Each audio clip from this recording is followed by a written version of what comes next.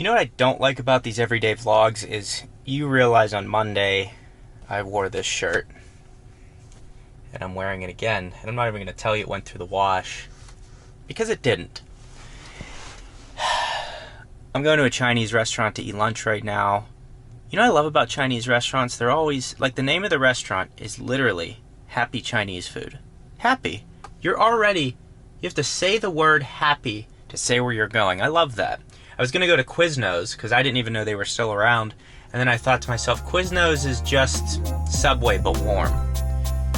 So we're going to skip Quiznos and we're going to go be happy.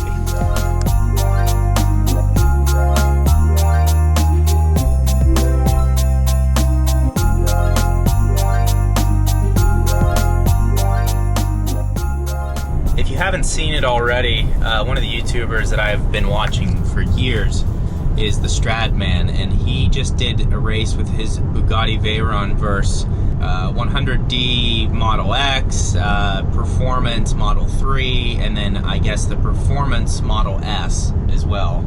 And, well, I'm not going to ruin it for you, but I think the result, like, based on knowing how fast Teslas are, I think the results will surprise you.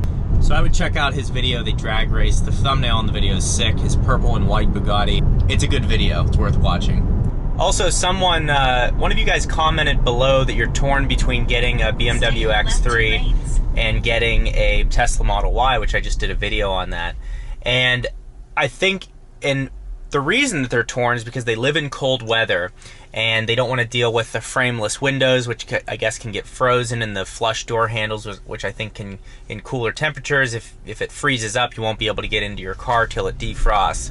So I'm interested to see, for those of you who are in cooler weather, who have Teslas and had snow and ice and all that stuff, have you ever had any issues with that? I'd be interested to know. I think a lot of the viewers would be interested to know. It'd be very helpful. A lot of times in my videos, the comments are very helpful to people that are looking to buy something, whether it's a Tesla or a BMW or my Focus, whatever. Yeah, so that would be helpful if someone could share their experience, positive or negative. Hopefully there's some positive ones as well. Don't just share like these horror stories that are outliers. I think a lot of time that is on the internet too much, but do your best to share the info with prospective Tesla owners. Just was on CarBuzz app looking at the fake news that they like to spread. And this is probably real, but it says Tesla's new factory delayed by hibernating snakes. Let's take a read here. Oh, it's their new Gigafactory near Berlin. Sleeping snakes are causing a delay for the world's most valuable automaker. Plenty of Teslas out there. The stock price is high enough. Let them sleep. So in yesterday's video, I saw the new Ford Bronco, and it is identical to a Jeep Renegade. It was probably built on the same chassis. They just changed the front fascia, rear fascia. I'd be interested to look at the dimensions of the two cars and see how similar they are. It's like, the pictures look great. It looks like it's the size of a Hummer, like H3, but it's not. I mean, it's like I said in the other video, a Jeep Compass. It's very, should be a bigger, more solid car. I don't know. I want your guys' honest opinion. Don't worry about hurting my feelings or whatever. How do you feel about the daily videos? Is the content there, or is it a lot of BS with a little bit of content? Like, are you enjoying the BS? That's what I want to know. Honest opinion.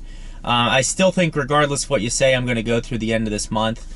Just challenge myself to see what happens with the videos. My issue is, I have good video ideas, but don't have the time to fully execute them. You can see how my days are. Like, I would literally started at 5:30 this morning, got them set up for surgery, go to the next hospital, demo the drill, have the surgery with the drill, go to the next hospital, pick up, clean up, go to the next hospital, get ready for surgery. I just got out of a 5-hour case. So, like, my whole day gets chewed up, and then you can see the sun's going down. So I'm doing my best to get these videos out there. For those of you who watch all of my videos, thank you very much. I'm very appreciative of that. But I also don't want to be spamming you with garbage and wasting your time. So if you are finding value in them in entertainment, great. I'll keep doing it. But I just want to let you know, I am like aware that some of the videos are not as good as they could be, but I'm doing my best with the time I have. So that's what I got to say. I guess the old Catholic guilt is coming out. Did you ever hear of that, Catholic guilt? I grew up in a Catholic family, and I remember as a child, I would get diarrhea. I mean, you know, just massive blowouts. And I would be sitting on the commode. Great word for the toilet, by the way, the commode. I'd be sitting on it, blowing, and I remember like being like this, praying, saying, "Dear Lord, I'm sorry for hitting my sister. Dear Lord, I'm sorry for stealing Pokemon cards from Walmart. I'll take them back." Like, and then the diarrhea would go away. So I was like convinced that because I beat my sister up, who, let's be honest, she deserved it, and now she's tough. So like, I did good, net.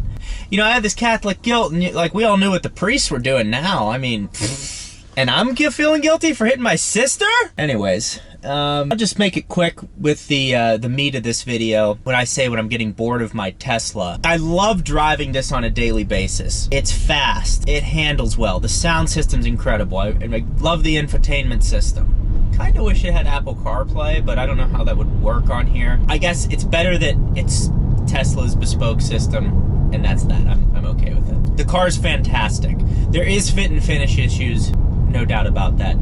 But what eliminates that is how the car drives. That's why people are like,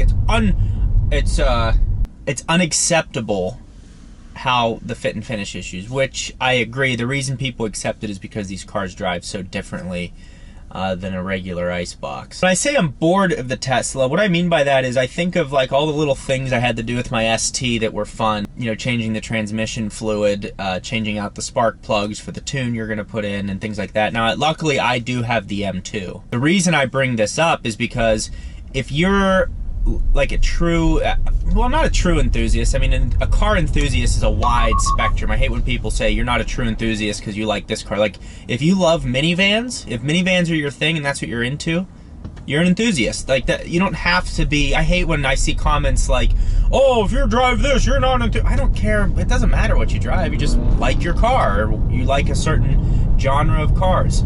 I don't know, there's not much in the aftermarket that I can do. Yeah, I can put the center console wrap on and have, you know, you can do little things. You can change the wheels. I am going to do suspension. But it's not like you can change the air intake and do like the simple fun stuff and the exhaust. And so it eliminates some of the big things that give cars their own unique flair. So if you were the traditional enthusiast, I guess we could say, liking to tune your car and tweak things, the Tesla eliminates a lot of the tweaking.